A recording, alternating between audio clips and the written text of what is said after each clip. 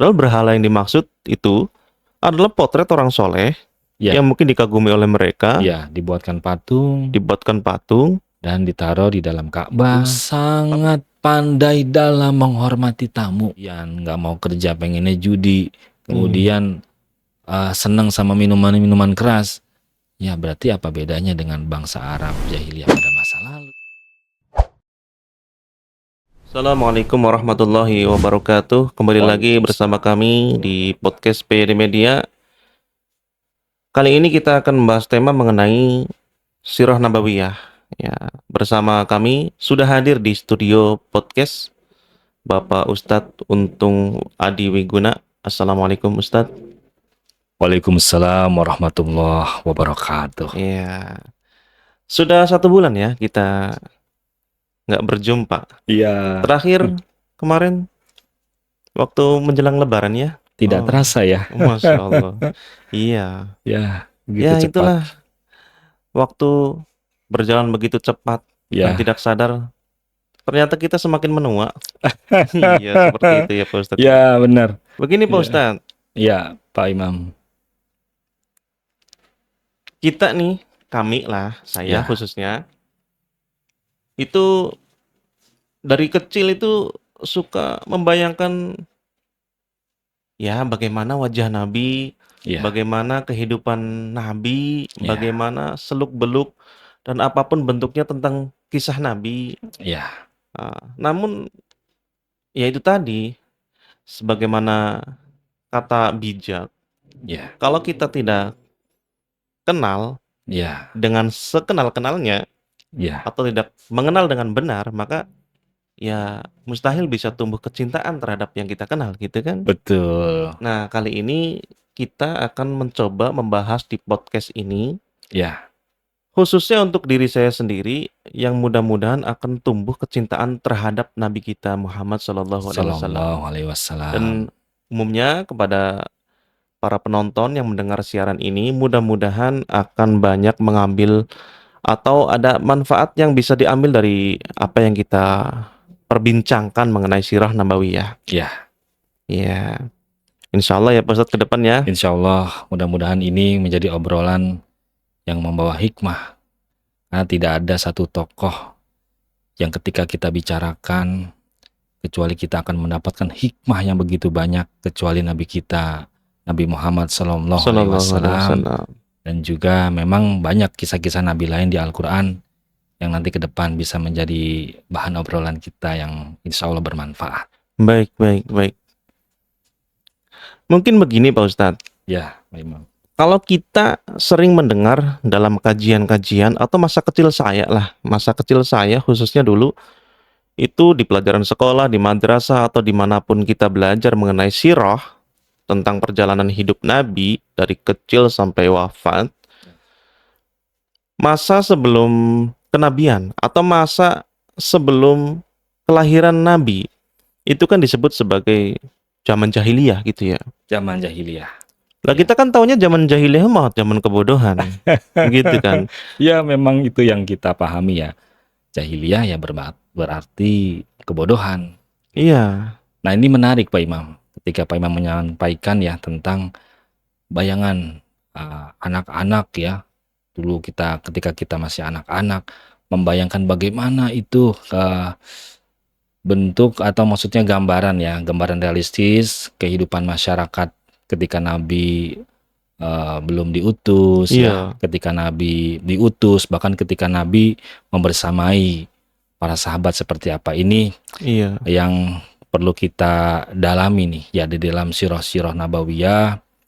Literaturnya cukup banyak, find in many books ya. Kita bisa dapat banyak itu buku-buku tentang sejarah yang bisa memberikan kita gambaran bagaimana sih sebenarnya kehidupan dulu ketika kota Mekah belum diutus Nabi, bahkan sampai datangnya cahaya Islam itu memberikan perubahan besar, bahkan merubah peradaban dunia. Baik. Ya. Jadi kalau dulu kita bukan menganalisa ya, tapi lebih memahami bahwa jahiliyah itu ya sebagaimana kebodohan-kebodohan yang ada. Mungkin belum pakai baju, atau mungkin belum bisa baca tulis, atau masih tuker tambah, Iya. barter dan lain-lain. Ternyata ketika sudah dewasa, jahiliyah itu Iya. justru sebutan dari nabi ya. Ya, jadi coba kita bayangkan Pak Imam. Masa di mana belum diutusnya Nabi Muhammad ya Iya, sebagai nabi dan rasul, itu Mekah kita kenal ya sebagai kota yang tandus, yang gersang ya. Iya. Padahal di samping kondisi geografisnya yang memang tandus dan gersang, kota Mekah ini kan diapit oleh dua peradaban dunia yang saat itu sedang berkuasa, Iya, yaitu betul. Romawi dan juga Persia. Romawi Ya. dan Persia. Iya, justru Mekah ini menjadi pusat gravitasi ekonomi pada saat itu. Iya, Ya. iya. Karena posisinya memang sangat strategis. Iya. Ya. Di sebelah barat ada Romawi dan di sebelah timur ada kekaisaran Persia. Iya, betul. Jadi Mekah memang menjadi jalur perdagangan utama yang menghubungkan Yaman di selatan dan negeri Syam di utara. Iya. Di tengah hiruk pikuk kafilah dagang, mereka mengambil peranan ya di tengah kehidupan global saat itu.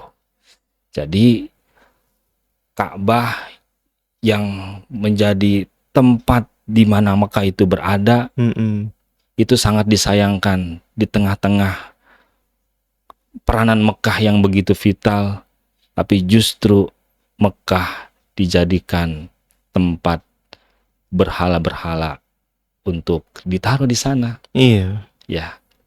Padahal sama-sama kita ketahui ya, di kota Mekah itu kan ada bangunan yang ikonik disebut Ka'bah. Dan itu sama-sama kita pahami itu peninggalan Nabi Ibrahim. Betul. Itu adalah suatu peninggalan dari Nabi yang menjadi bapak tauhid. Iya, betul. Yang ajaran milah Ibrahim itu yang mengajarkan ketauhidullah, ya, mengajarkan kepada ketauhidan kepada Allah. Justru nilai-nilai itu mulai luntur karena banyak terjadinya penyimpangan-penyimpangan. Ya.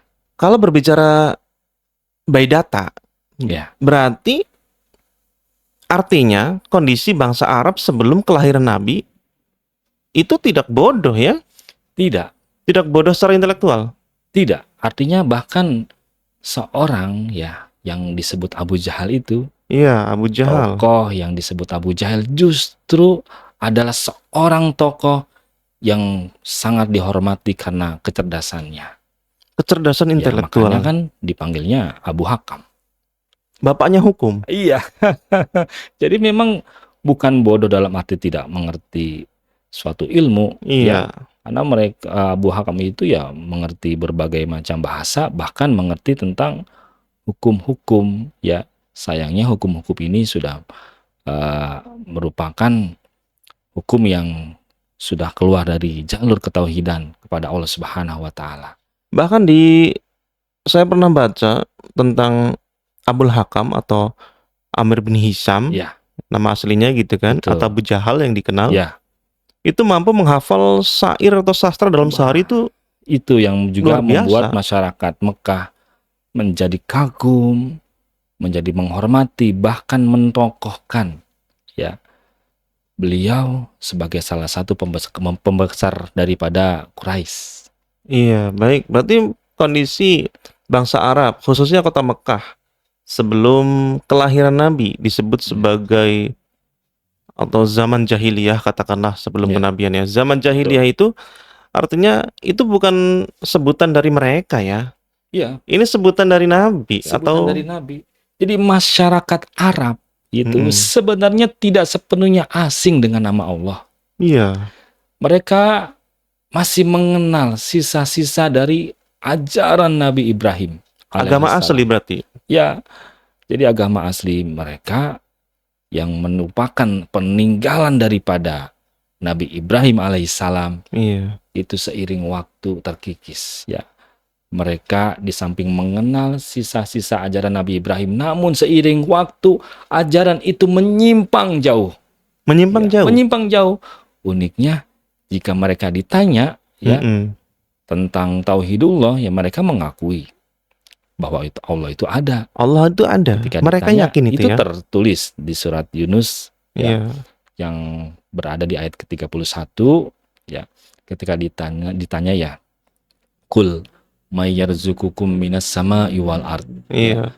Nah, di akhir ayat itu kan mereka menjawab fasayaqulunallah. Ya, mereka Iya, mengakui bahwa yang memberikan mereka rezeki dari langit berupa hujan, dari bumi berupa tumbuh-tumbuhan, Iya. itu adalah Allah Subhanahu wa taala. Ya. Namun saat yang sama mereka kehilangan hakikat ketuhanan. Iya. Mereka kehilangan hakikat ketauhidan yang sebenarnya karena mereka melakukan penyimpangan tauhid dengan menyembah berhala. Oh. Gitu. Jadi kalau kita analisa lebih dalam Ya. bahwa kondisi bangsa Arab, khususnya kota Mekah sebelum era kelahiran Nabi, adalah bangsa yang justru sudah dipandang oleh Betul. bangsa-bangsa yang lain ya. Betul. Kalau mungkin ditarik ulur dari waktu ke waktu, itu kan kurang lebih sekitar 1400 tahun yang lalu. Ya. Artinya dengan kondisi yang sama, Eropa dan Amerika itu masih pakai apa yang celana dari daun Ya. dan lain-lain. Artinya secara peradaban, bangsa Arab pada saat itu peradaban yang sangat tinggi, Lebih maju. lebih maju. Sudah mengenal suatu peradaban ya. Artinya mereka juga bukan suatu bangsa yang primitif. Ya. Transaksi di pasar, Bahkan transaksi di pasar. Itu. iya. Mereka sudah melakukan muamalah ya. Bahkan pemerintahan yang saat itu dipimpin oleh kaum Quraisy ya, itu sudah mengatur bagaimana yang bagian untuk mengatur minum Iya. bagi orang-orang yang sedang melaksanakan ibadah haji ya. Mereka mengatur untuk makanan-makanan yang nanti bisa didistribusikan ya. Artinya sudah terkonsep secara mengatur kebutuhan dari masyarakat kota Mekah. Iya. Dan ada tempat sentral untuk mengatur itu semua Ya. di gedung parlemen ya. Di gedung parlemen, yaitu Darun Nadwa. Darun Nadwa. Ya. Jadi ya kalau kita hari ini kan suatu negara yang termanajemen, mereka punya parlemen ya. Ya katakanlah di RI, gedung DPR MPR gitu kita, kan. Gedung MPR DPR ya. Iya. Itu kan mengatur tuh bagaimana produk-produk hukum yang nanti bisa diterapkan di masyarakat supaya masyarakat ini hidupnya teratur.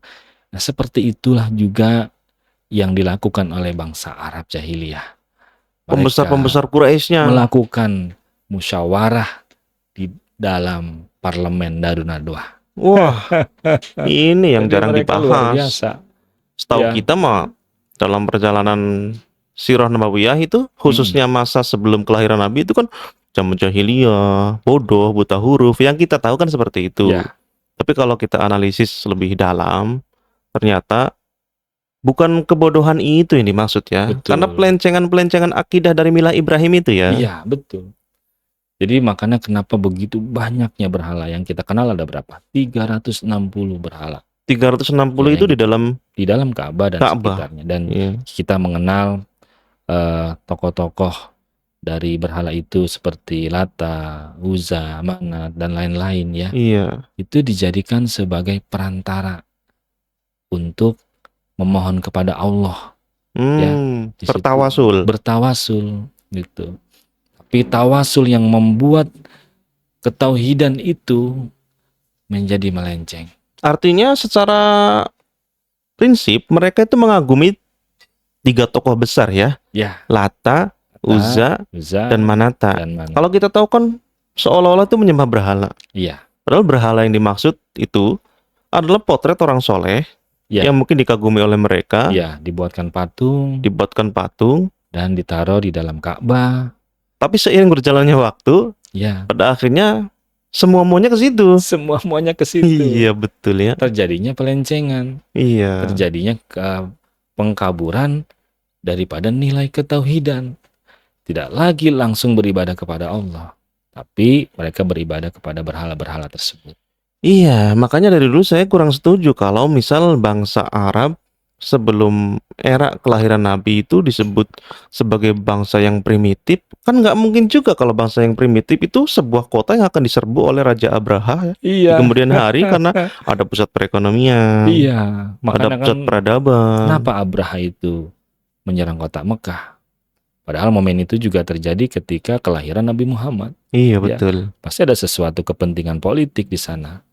Pasti Iya. Mekah punya pengaruh dalam perpolitikan pada saat itu secara global, ya, di tengah-tengah kehidupan yang dikuasai oleh Romawi dan Persia. Masya Allah. Ini kalau kita cinta kepada Nabi kita, kalau kita lebih dalam menganalisa tentang bagaimana sirah nabawiyah dari masa beliau belum lahir, ini akan membuat kita lebih cinta kepada beliau. Ya, betul. Karena mampu membayangkan, betapa rumitnya ya hari Betapa itu ya. rumitnya saat itu, betapa kejahilahan merajalela, menjadikan kota Mekah itu kota yang tidak lagi ramah bagi Iya, penduduknya. Ya, baik. Tapi sebelum kepada beliau lahir, kita masih berada di fase sebelum diutusnya Nabi. sebelum lahir, Sebelum lahir. sebelum lahirnya Ya, Nabi. Kita pengen tahu lebih dalam lagi. Ya. Kalau berbicara mengenai agama, mereka masih mengikuti milah Ibrahim. Ya, Biarpun dalam perjalanan melenceng ya. Ya. Gitu. Bahkan dari sisi sekarang dari sisi culture. Ya, Ya. Pak Ustadz. Kultur. Ini gimana nih? Kultur lah. Ya. Kalau bahasa kita kultur gitu ya. Kultur, ya. Kultur bangsa Arab sebelum Nabi kita lahir. Ya. Itu seperti apa? Ya, memang kondisi bangsa Arab ya, kulturnya itu kan ada sisi-sisi dari kultur bangsa Arab yang kita juga harus mengakui ya, Positif, sisi negatifnya. positif. Sisi positifnya. Sisi positifnya, bagaimana bangsa Arab itu adalah bangsa yang penduduknya terkenal jujur. Terkenal jujur. Terkenal jujur. Tanpa kompromi itu. Tanpa kompromi. Makanya kenapa menjadi suatu bangsa yang orang-orang di luar bangsa Arab tuh senang melakukan bisnis dengan bangsa Arab. Senang dan segan. Senang dan segan karena kejujuran itu. Bangsa Quraisy itu bangsa yang terhormat ya. Bangsa yang terhormat. Sekali lagi, di antaranya karena kejujuran dari orang-orang yang ada di bangsa Arab saat itu. Baik, mungkin bisa dikoreksi. Saya sendiri pernah membaca. Iya. Itu dalam sebuah, ya katakanlah sebuah buku. Iya. Bahwa para pemudanya itu akan merasa malu jikalau tidak punya pekerjaan pasti. Iya, betul. Sampai karena begitu. Memang harga diri seorang laki-laki ya di bangsa Arab itu ya mereka punya tanggung jawab. Itu yang disebut jahiliyah loh Pak Ustaz.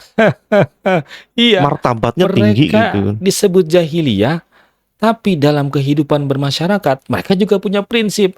Jadi disebut jahiliyah itu bukan berarti primitif cara berpikirnya, nggak mau kerja, malas, pembohong, nggak seperti itu sepenuhnya. Iya.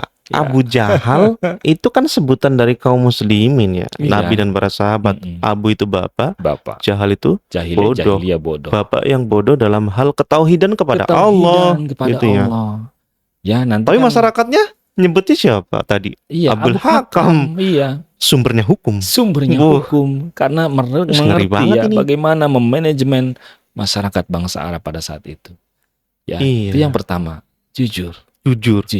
Lalu yang kedua, ya, bagaimana bangsa Arab itu sangat pandai dalam menghormati tamu.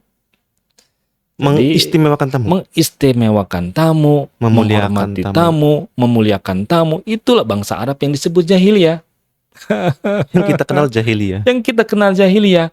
Pandai di dalam menghormati tamu. Bahkan banyak dari keluarga masyarakat di bangsa Arab jahiliyah itu yang memiliki piring, gelas, perkakas khusus buat menyambut tamu.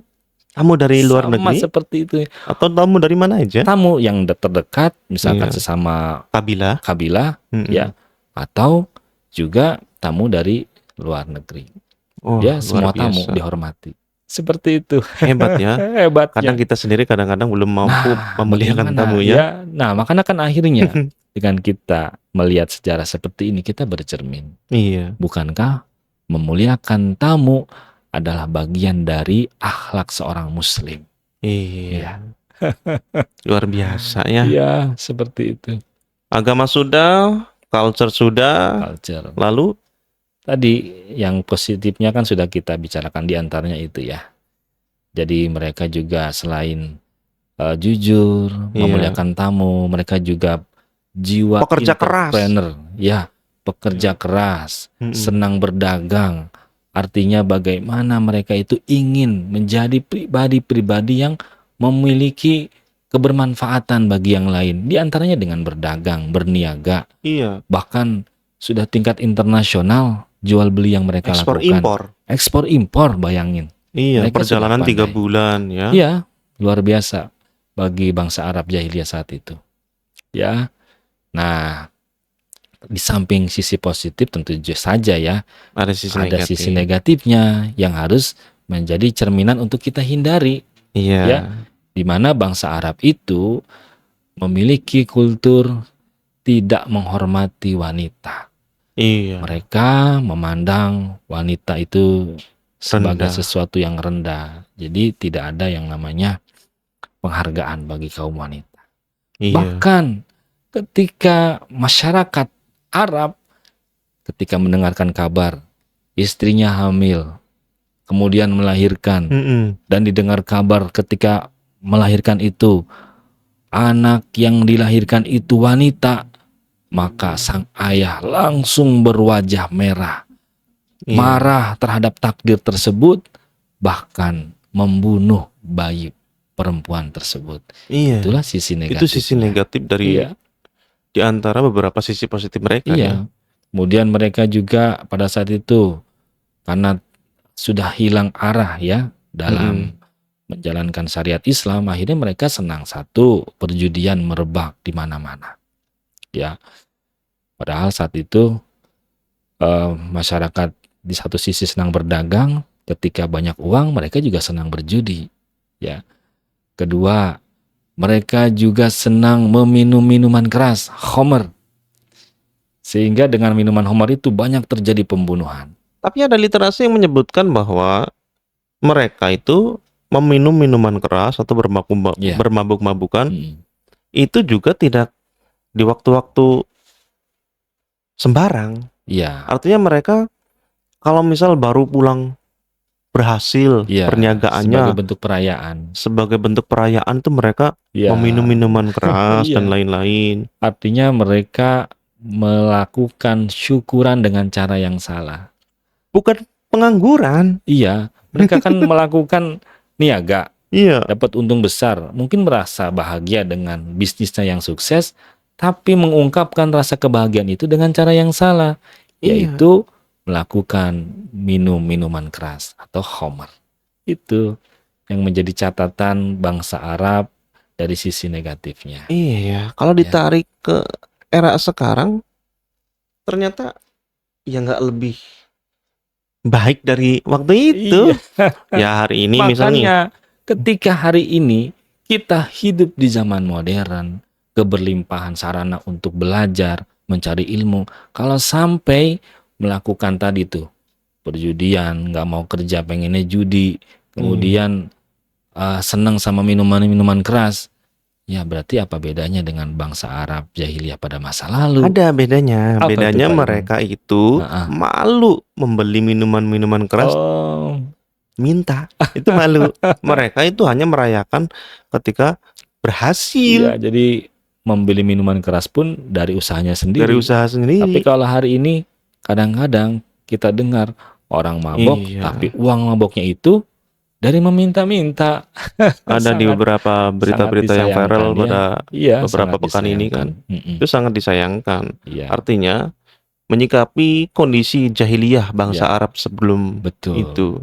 Nah, kemudian ada lagi Pak Imam, di mana sisi negatif bangsa Arab jahiliyah di dalam masalah hukum mereka tidak menegakkan keadilan.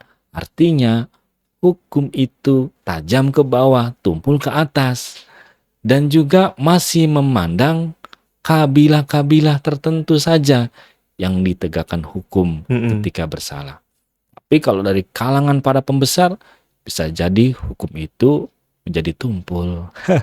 Oh, kalau itu saya no comment. Ya, itu artinya Itu jangan kondisi sampai. faktanya begitu ya. Faktanya seperti itu. Makanya ketika kita hari ini bercermin, ya, di abad modern kita hidup hari ini, ya harus ketika tidak ingin disebut jahiliyah, maka keadilan penegakan hukum itu harus merata. Harus adil-adilnya. Harus seadil-adilnya. Iya. Ya.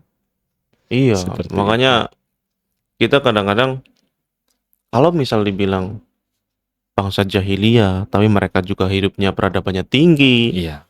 Kalau kita dibilang jahiliyah hari ini, ya pasti marah gitu kan. Tapi perilakunya lebih dari jahiliyah mereka. Jangan sampai melebihi jahiliyah di masa lalu, di mana sebelum diutusnya Nabi. Padahal hari ini kita hidup sebagai umatnya Nabi, yang cahaya Nabi masih bersinar, yaitu Al-Quran sebagai warisan kita. Harusnya kita berpedoman kepada Al-Quran supaya kita tidak disebut sebagai masyarakat jahiliyah. Seperti itu.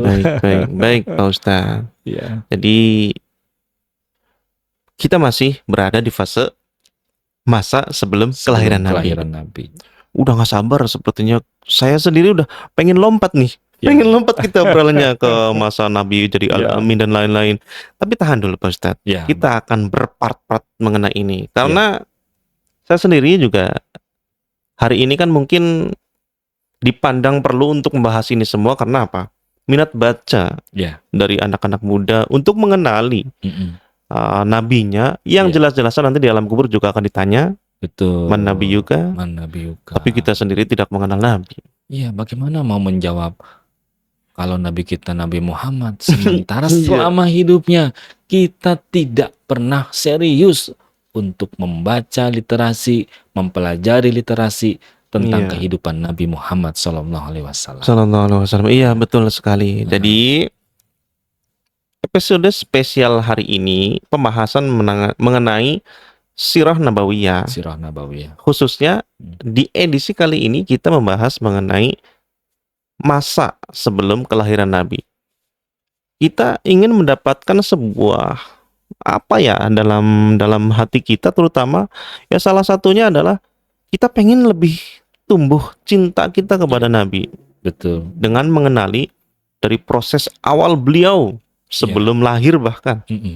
Biar lebih dalam kita mengenal Nabi, agar kita juga tidak serta-merta hanya mengucapkan cinta kepada Nabi tapi kita tidak mengenal beliau. Iya, gitu ya. Iya. Jadi ya tadi sebagai gambaran awal, kita di pertemuan ini membicarakan dulu tentang bahasa Arab secara global sebelum diutusnya Nabi. Artinya bangsa Arab mengenal ajaran Islam, sisa-sisa dari ajaran Nabi Ibrahim alaihissalam, tapi ajaran itu sedikit demi sedikit memudar di kalangan bangsa Arab. Makanya mereka hidup pada akhirnya mengikuti hawa nafsu, mengikuti keinginan dirinya, dan tidak lagi mengindahkan larangan-larangan yang sudah diajarkan dari milah Ibrahim alaihissalam. Iya, betul sekali. Yang kita tahu juga bahwa pemegang kunci Ka'bah yang kita fahami adalah kakek dari Nabi sendiri, Nabi Muhammad, kakek Abdul Muthalib. Yang kita tahu juga adalah orang yang sangat disegani ya. Sangat taat. Bahkan menjadi pemimpin doa di Ka'bah. Sebagai pemegang kunci Ka'bah itu kan gak main-main ya. Gak main-main. Artinya orang yang terpilih lah ya. Iya, betul. Orang yang terpilih dari kalangan bangsa-bangsa yang terhormat pada saat itu. Iya. Nah, nanti kita akan tarik ulur bahwa silsilah Nabi itu lahir daripada kakek buyutnya yang orang-orang terhormat tadi. Orang-orang terhormat yang masih menjaga milah Ibrahim. Betul. Gitu yang punya benang merah dengan Ibrahim alaihissalam. Lebih spesifik nih Pak Ustadz. Iya. Mungkin bisa diluruskan kembali kalau misalnya literasinya salah. Di antara beberapa keturunan Abdul Muthalib, itu kan disebutkan ada sekian ya anaknya. Salah satunya adalah Abdullah, Abdullah, bapaknya Nabi. ayah daripada Nabi Muhammad SAW. Itu selain ganteng, Ya, selain orang yang bersih, adalah orang yang sangat sangat apa ya gitu ya? soleh ya. Kalau kita membaca literasinya, Iya. Abdullah itu adalah orang yang soleh, yang masih berkomitmen dengan sisa-sisa ajaran Nabi Ibrahim alaihissalam. Jadi Bahkan masih mengenal ketika ada ketauhidan. ya budaya-budaya mabuk-mabukan aja dia Iya. menghindar. Jadi tidak terbawa dengan suasana jahiliyah yang tadi kita sebutkan, keburukan-keburukan masyarakat jahiliyah yang Iya. tukang mabok, berjudi, tidak menghargai perempuan. Abdullah Beda. tidak terbawa dengan suasana jahiliyah seperti itu. Begitu juga dengan yang akan Begitu menjadi juga- istrinya dulu. Begitu juga dengan calon istrinya saat Calon itu. istrinya Ya. pada saat itu ya. Seorang Siti Aminah adalah seorang wanita Wanita yang terhormat. menjaga kehormatannya. Oh, merinding, Masya Ya. Allah.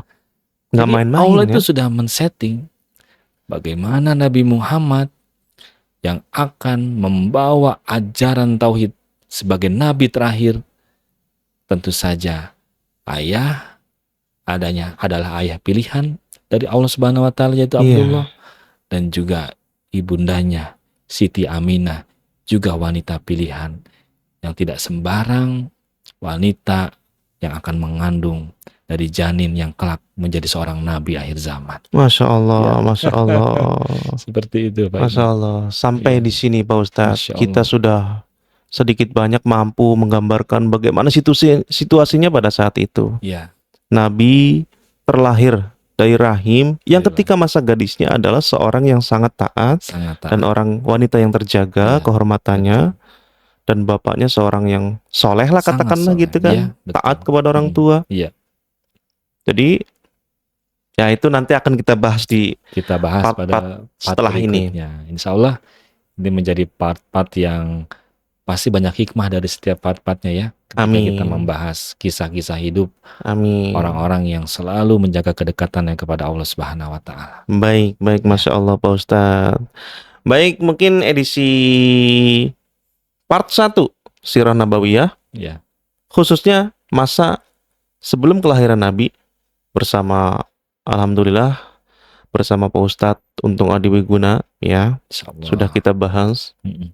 Kita akan lanjut di part 2-nya, Insya Allah. tentu dengan pembahasan setelah itu gitu.